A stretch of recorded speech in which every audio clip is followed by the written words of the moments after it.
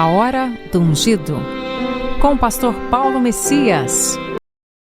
Olá, meus amados irmãos e irmãs, a quem vos saúdo com a graça e com a paz do Senhor Jesus. Eu sou o pastor Paulo Messias, da Igreja Videira de Canaã, Goiânia, Goiás, Brasil, para o mundo, chamado por Deus para curar os enfermos, libertar os cativos e pregar o Evangelho da graça. Por isso, antes de orar por você, queria compartilhar com você uma palavra de Deus poderosa, que tem como título: Seus pecados foram removidos. Sabe, filho, nesses anos de ministério, uma das situações mais frequentes que tivemos que ajudar centenas de jovens e adultos foi o problema da pornografia. Muitos experimentaram uma completa libertação desse vício depois de ouvir a respeito da graça de Deus. Mas alguns desses jovens continuavam com dificuldade de deixar a pornografia, mesmo depois de compreenderem a graça de Deus. O problema, nesses casos, era porque eles tinham enorme dificuldade de crer no perdão de Deus. Por alguma razão, não conseguiam acreditar que Deus iria perdoá-los por causa do seu padrão habitual de pecar com pornografia. Nesse caso, eu sempre dizia: Deus não vai perdoá-lo. E antes que caísse em desespero, eu esclarecia: Ele já te perdoou. É aí que muitos tropeçam. Se você está em Cristo, então já é um ser totalmente perdoado. Seus pecados passados, presentes e futuros foram removidos de uma vez por todas. Isso é apenas um fato do qual você pode acreditar ou não.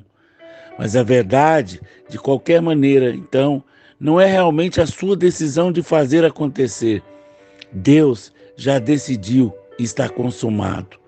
Em casos assim, as pessoas ficam angustiadas porque o pecado que cometem é frequente e não podem negar que é totalmente voluntário. Elas sabiam que estavam fazendo e fizeram a si mesmo. O pecado voluntário é realmente mais sério, mas existe um fato incontestável: todos os nossos pecados são deliberados. Não podemos realmente dizer: Deus, eu não sei o que aconteceu, minha vontade não estava envolvida. Não, todo pecado é intencional. Por isso, todo pecado é sério. Por isso, Jesus teve que ir para a cruz, para morrer por cada um de nossos pecados deliberados. A obra da cruz foi terminada. Fim da história. Está consumado. O sacrifício de Jesus foi o ato final de Deus em relação aos nossos pecados. Ele não se lembra mais do seu pecado. Mesmo que você tenha dificuldade de crer, você precisa concordar com a verdade do perdão em relação a todos os seus pecados. Mesmo com toda a angústia, no fim você vai ter que decidir se você é ou não, de alguma forma, uma exceção à obra consumada de Cristo. Você terá que decidir o que é maior: os seus pecados ou o seu Salvador.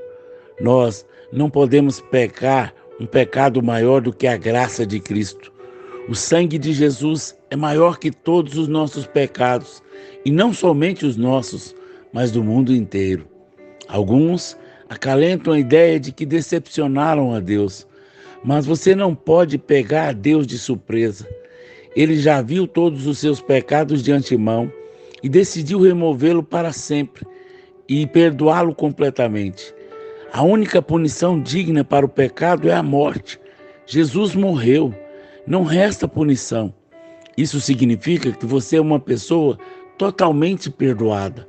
Você precisa chegar ao ponto de fugir das situações que o favorecem o pecado e aprender a fugir dos pensamentos impuros.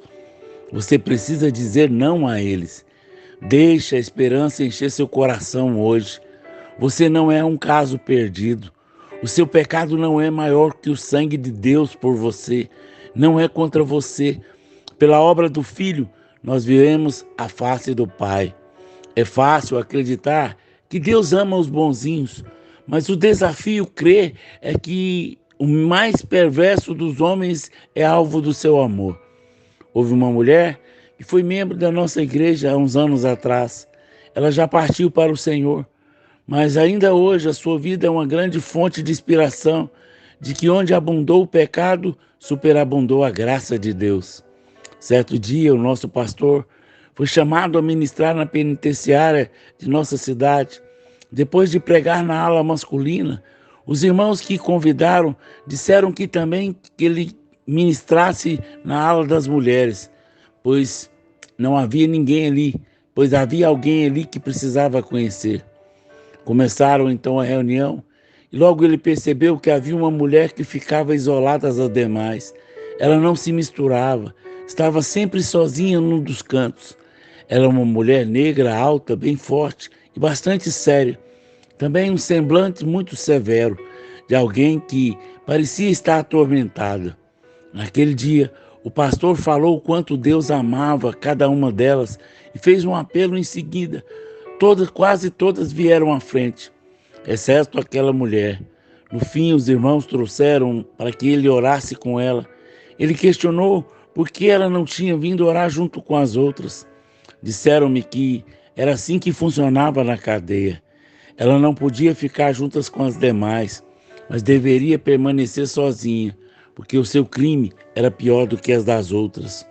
Ele chamou aquela mulher, perguntou se ela queria confessar a Jesus como Senhor da sua vida.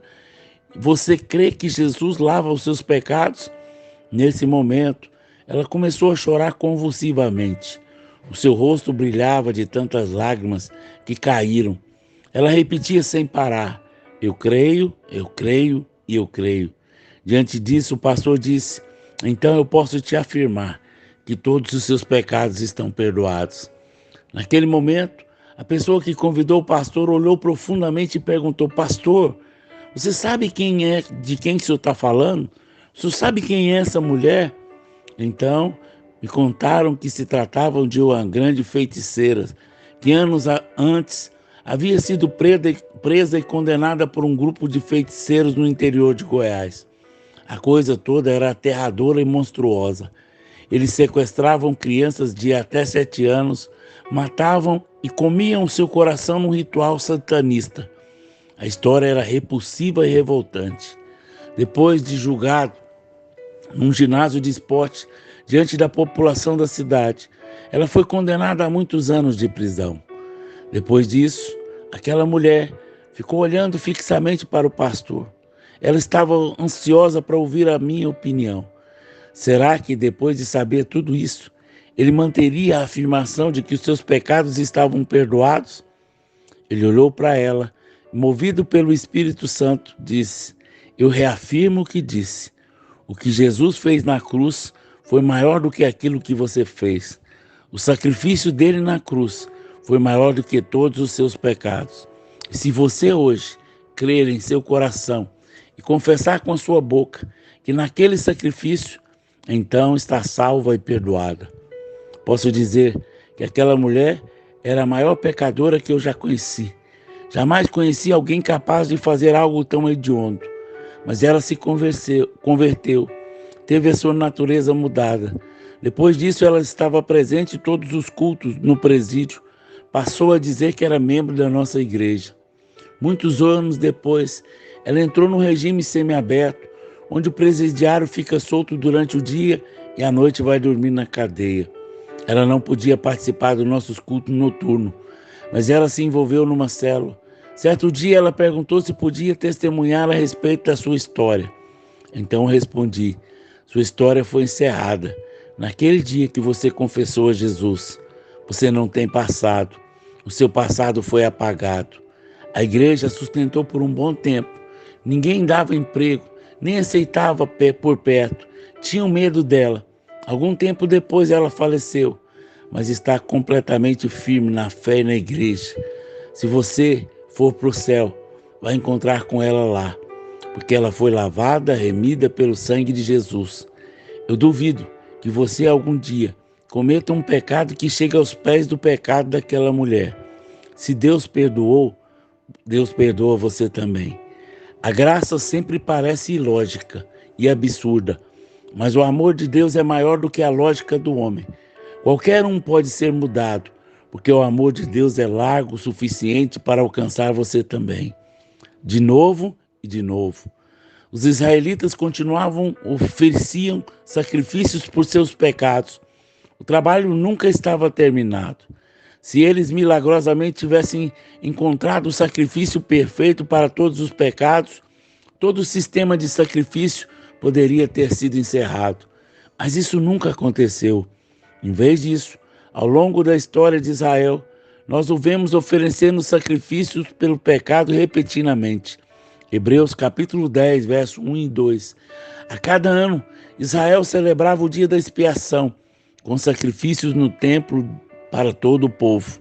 Em Levíticos capítulo 9, verso 7 diz: Depois disse Moisés a Arão: Chega-te ao altar, faz a tua oferta pelo pecado e o teu holocausto, e faz a expiação por ti e pelo povo, e já faz a oferta do povo a expiação por ele, como ordenou o Senhor. 365 dias de pecados eram resolvidos de uma só vez, no dia da expiação, mas o trabalho nunca era finalizado. Moisés disse a Arão para oferecer sacrifício ano após ano. Esses sacrifícios anuais serviam como sombra, um símbolo do sacrifício de Jesus que um dia aconteceria. É preciso dizer que os sacrifícios do Velho Testamento nunca realmente purificaram o pecado de ninguém. Eles apenas cobriam o pecado. Hebreus capítulo 10, verso 4. A expiação versus a remoção. O sacrifício do Antigo Testamento eram repetidos continuamente, mas Jesus trouxe o perdão de uma vez por toda. Os sacrifícios do Antigo Testamento expiavam, cobriam os pecados. Jesus levou os seus pecados. O sacrifício do Antigo Testamento era uma lembrança anual do pecado. O Senhor Jesus não se lembra mais dos seus pecados. Hebreus capítulo 10, verso 3 e 4, diz que era impossível que o sangue de touros e bodes tirasse o pecado. Eu ouço os crentes frequentemente assegurando uns aos outros, dizendo: Não se preocupe, os seus pecados estão debaixo do sangue. Do mesmo modo que os pecados de Israel eram cobertos sob a lei, mas a verdade é que os seus pecados não estão debaixo do sangue. Não, os seus pecados foram removidos para sempre. Eles foram removidos, assim como o Oriente está distante do Ocidente. Os seus pecados não estão cobertos, eles foram embora. Esse é outro aspecto, que o sangue de Jesus é maior que o sangue de touros e bodes. O sacrifício do Antigo Testamento era uma cobertura temporária dos pecados. Eles funcionavam como sombra, uma imagem do sacrifício final. João Batista percebeu quão revolucionário e perfeito seria o sacrifício de Jesus quando disse: Veja, o Cordeiro de Deus que tira o pecado do mundo. O sacrifício perfeito. Houve um sacrifício perfeito para Israel. Jesus. Você também participa desse sacrifício perfeito. Nele, sua morte por seus pecados significa que você não precisa mais se esforçar para obter mais perdão e mais purificação. Você pode colocar total confiança na obra consumada de Cristo. Isso significa que não há mais obrigação religiosa para cumprir. Em vez disso, você é convidado a descansar no único e perfeito sacrifício de Jesus, que o trouxe de volta para Deus. 1 Pedro, capítulo 3, verso 18. Pois também Cristo morreu uma única vez pelos pecados, o justo pelo injusto, para conduzir-vos a Deus, morto sim na carne, mas vivificado no Espírito. Aleluia! Pastor, então o que eu devo fazer? Muitas vezes as pessoas perguntam: se eu não mais preciso pedir mais do perdão, então o que eu devo fazer quando eu peco? Aqui está a ideia maluca. Pare, afaste-se do pecado, experimente agradecer a Deus pelo perdão que você tem em Cristo. Siga em frente, confiando no Senhor para aprender novas atitudes e posturas de fé. Em Efésios capítulo 4, verso 28, Paulo exorta os crentes a parar de roubar, arrumar um emprego, trabalhar com as mãos e dar aos que estão em necessidade. No entanto, em nenhum momento eles são instruídos a pedir perdão pelo pecado de roubar. Sim, você busca a paz com os outros quando você peca contra eles. Mas isso é a paz com os outros. Paz com Deus é diferente. Você já tem paz com Deus por meio de Jesus. Você faz as pazes com os outros porque eles não morreram pelos seus pecados. Mas você não precisa buscar a paz com Deus. Ele levou os seus pecados para sempre e não mantém nenhum registro deles contra você. Eu quero te dizer, não há nada que você possa fazer para se tornar mais perdoado do que você já é nesse momento.